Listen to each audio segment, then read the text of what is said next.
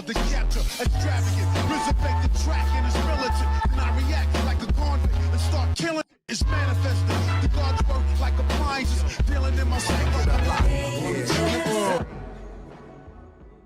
When the Versus Momoshiki arc of the Boruto anime aired, one character who quickly became a fan favorite is the son of Gaara, better known as Shinki. When we first saw him breeze through the chunin exams, easily defeating Iwabe, Metal Lee, and Cho Cho, a lot of people began to gravitate towards his character. However, during the final round, we saw that the combined teamwork of Sarada Uchiha and Boruto Uzumaki was enough to force Shinki to come up with some of his more powerful jutsu in order to win the fight. However, even the children of Naruto and Sasuke ultimately proved to be no match for Shinki, who wasn't even showing his true power during that fight, though he came very close to doing so. He outclassed both of them, enough so that Boruto had to infamously cheat by using a ninja tool to summon purple lightning from the scroll in order to defeat Shinki. Since I've been covering members of Boruto's generation, I thought that it was time to talk to you guys about the true power and skill of Shinki and show you guys why Shinki is far more skilled than any of you guys would have ever imagined. So, starting things off, Shinki has made great strides at being the adopted son of Gaara and proving why he's a future Kazekage candidate. On top of his magnet release, Shinki also possesses mastery over wind release, earth release, and lightning release. If that isn't crazy enough, on top of having mastery over the iron sand, the very same iron sand that made the third Kazekage a ninja who should be feared and respected, Shinki has also begun training under Kankuro to learn the puppet master jutsu as well, which is a side note in the original debut of Shinki in the Boruto movie as well as the Boruto movie novelization.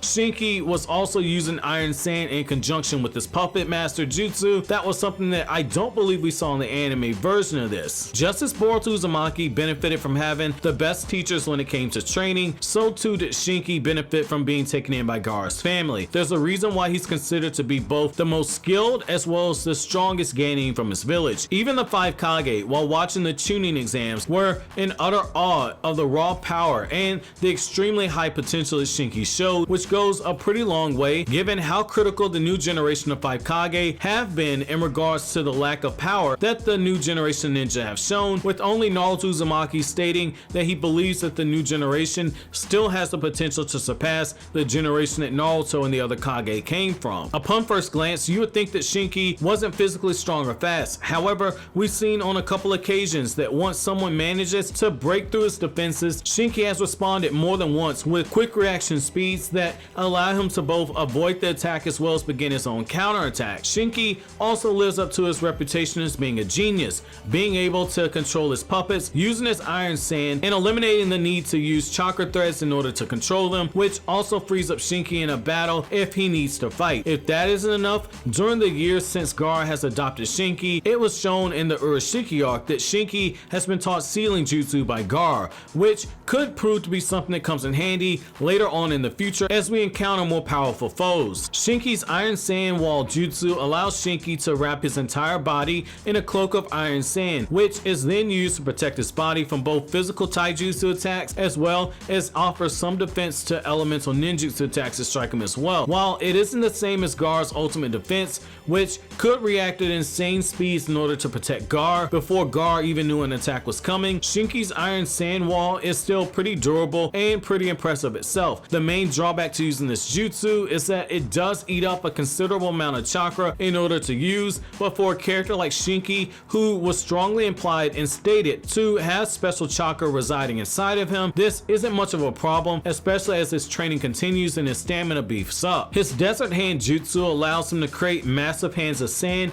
that possess enormous power. While Shinki's skill with the jutsu isn't on par with Gaara, who can produce multiple hands, each almost as big as a biju and almost as strong as a biju, given that Shinki has already stated to have more potential than Gaara, it's very possible that one day Shinki reaches his true ceiling and he'd be able to create a version of the desert hand jutsu that surpasses the power of a biju. For Shinki, one thing giving him more weight to this type of claim of one day surpassing Gaara is the fact that Shinki incorporates the iron sand into his version of the jutsu. However, the hands that he creates are used more so to strengthen his attack. attacks. The other thing that makes Shinki so deadly in battle is his sand marking jutsu. Now, Shinki manages to use this jutsu by using a magna release jutsu to form the iron sand, and then he places the sealing formula on his enemy. Once the seal is placed on them, their fates are pretty much etched in stone, with Shinki's subsequent iron sand attacks being automatically drawn to the marking, meaning that you can run but you can't ultimately hide from this jutsu, something that Sarada Uchiha knows all too well. The iron sand wave is formed when Shinki gathers his chakra into his magna release, and he summons a massive wave of iron sand to drown out his opponent and crush them with the overwhelming force once they've been buried, or he can simply maneuver it around special defenses to flat out trap the target in a binding fashion. Like in the previous jutsu that I've mentioned, once you're caught in this jutsu, while it is possible to counter it, there is a lot of work that needs to happen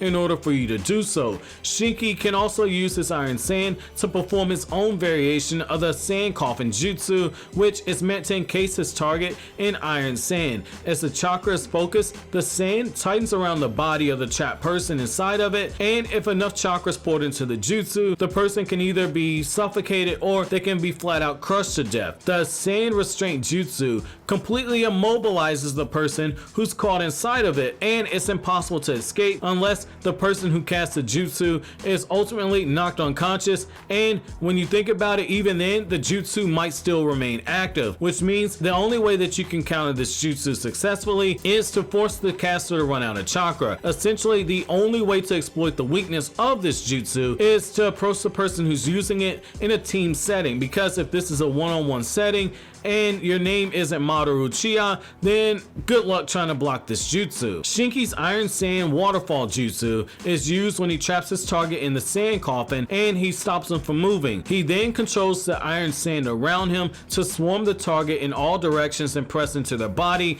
until they're flat out erased out of existence. And it should be worth noting that Shinki's mastery of this is not on the same level as Gaara, who, when he uses this jutsu as an adult, is able to crush the body completely and leave no traces of the death, not even blood after it's used. Now, the iron sand drizzle is like a Gatling gun by Shinki, but instead of using bullets, he fires iron sand at his target, drawing in the sand and swirling it around his body. Shinki then shoots off skewers of iron sand at high speed and in rapid succession like a Gatling gun, with the intent of penetrating his target, ripping through their bodies with each attack. An attack like this makes Shinki someone who could take on multiple skilled opponents all at once. His iron sand black wings jutsu is my personal favorite. It allows him to make wings of iron sand that can be used to shoot out attacks that streak through the air like heat-seeking missiles, especially as Shinki is using the attack in combination with his iron sand marking jutsu. If that isn't wild enough, Shinki is also able to create his own weapons with the iron sand,